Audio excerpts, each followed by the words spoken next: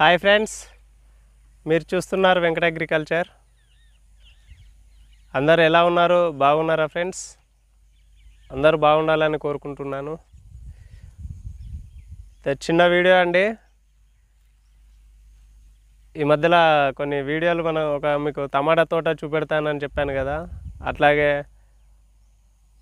మనకు పాలకూర కానీ, కొత్తిమీర కానీ, సుక్కకూర కానీ కొన్ని మనం అలికినాం. అవి ఎట్లున్నాయో ఒకసారి చూడండి ఫ్రెండ్స్. ఇవి వచ్చేసి మన పాలకూరది, చిన్న ఉన్నది పాలకూర. చూడండి, కొంచెం చిక్కగా అయినట్టున్నది. ఇక మనం అలగడం ఫస్ట్ టైం కదా. మళ్ళీ మన పాలకూర వచ్చేసి కుక్కలు దొక్కినాయి ఇటు. ఇక ఇక్కడ వేప చెట్టు ఉన్నది, వేపాకంతా పడింది.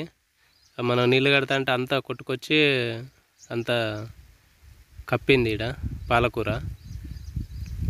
అట్లా ఇక కుక్కలు కూడా దొక్కినాయి అక్కడెక్కడ మన మల్లల్లా.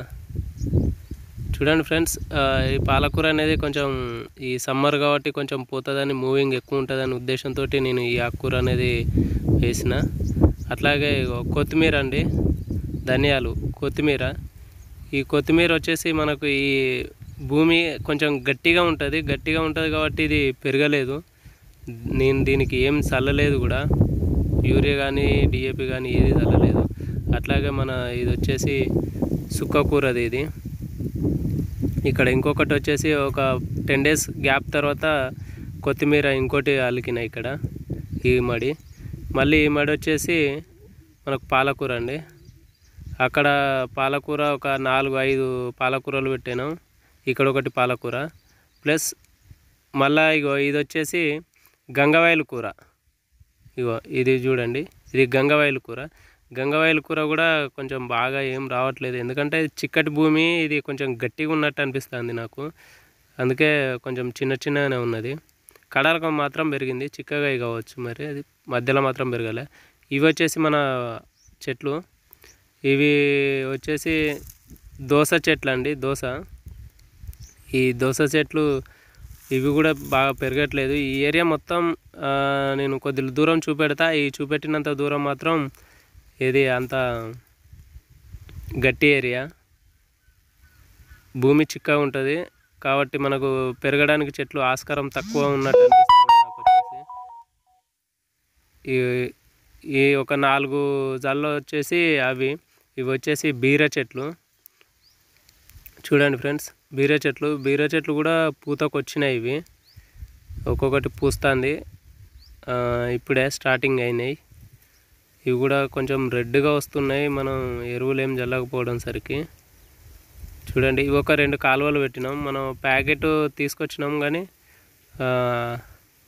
అవి మొత్తం పెట్టినాం కానీ కొంచెం తక్కువనే అనిపిస్తుంది, ఎందుకంటే చాలా పోగుంటలు ఎక్కువ అనేది పోయినాయి. చూడండి, ఇటు వచ్చేసి ఇవి టమాటా.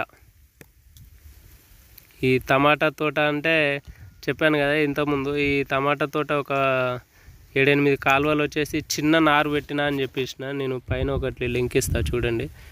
ఆ నారు పెట్టడం వల్ల టమాటా ఏ స్టేజ్లో అంటే ఇంచుమించు ఒక 5 ఇంచులు 6 ఇంచుల పొడుగు అయినాకనే, కొంచెం ముదిరినాకనే మాత్రం టమాటా పెట్టాలని అర్థమైంది. ఎందుకంటే చిన్న చెట్లు పెడితే అన్నీ చనిపోతున్నాయి. ఈ ఎండ మళ్ళీ ఒకటి, అట్లా కొన్ని చెట్లు మాత్రం బాగానే ఉన్నాయి.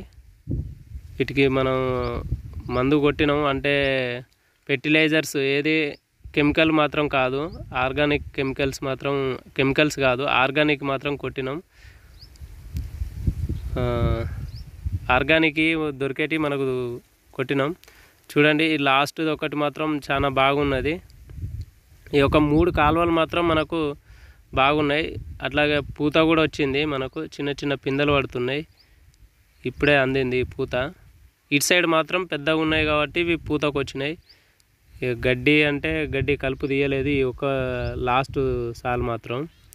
చూడండి, ఇట్లనే ఉన్నాయి ఫ్రెండ్స్. ఓకే, టమాటా పెడితే మాత్రం చిన్న చెట్లు మాత్రం పెట్టొద్దని బాగా అర్థమైంది ఫ్రెండ్స్. ఓకే, చూడండి ఫ్రెండ్స్, మనం ఇంతవరకు మన టమాటా తోట చూశారు కదా, బాగుందని అనుకుంటున్నాను. మీరు చూసి చెప్పండి. అట్లాగే మన వీడియోలు కొంచెం చూసిన వాళ్ళు సబ్స్క్రైబ్ చేసుకోండి, అలాగే లైక్ బటన్ నొక్కండి. ఫుల్ వీడియో చూడడానికి మాత్రం ప్రయత్నం చేయండి friends. Okay, thank you friends. Me support ఉంటే ఇంకా ఎంత మంచి అయినా చేస్తాను.